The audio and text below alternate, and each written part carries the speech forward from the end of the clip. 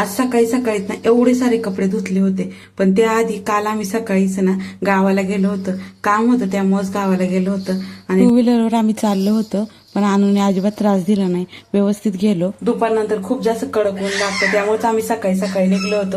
आणि जाता जाता इथे स्वामी समर्थांच्या मंदिरात गेलो होतो, पण मंदिर बंद होतं त्यामुळे दर्शन काही झालं नाही. आणि रात्री यायला खूप लेट झाला होता. त्यानंतर डायरेक्ट दुसऱ्या दिवशीच व्हिडिओ बनवायला घेतला.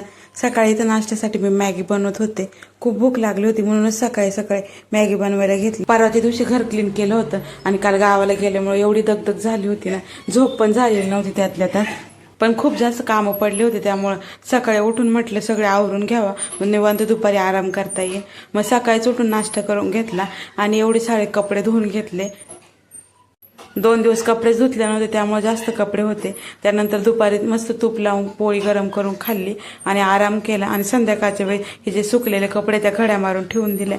आणि आता यांच्या एका ड्रेसला इस्त्री करायची होती. ते मला रोज म्हणतात तू माझ्या कपड्यांना इस्त्रीच करत नाही. आधी तर सगळ्या कपड्यांना मी इस्त्री करायची, आधी जॉबला पण जायचे तरी मी सगळं आवरायचे. पण आता बाळामुळे ना सगळं शक्य नाही होत, त्यामुळे ते त्यांचंच इस्त्री करून घेतात. पण आज म्हटलं आपण तरी एक दिवस एक ड्रेस इस्त्री करून ठेवावा, म्हणून मी तेवढी इस्त्री करून घेतली. आणि संध्याकाळी दिवाबत्तीचा टाइम झाला होता, दिवाबत्ती करून. आणि आमच्या बाळाला झोप येत नव्हती म्हणून अशी काय तिची नाटकं चालू होती.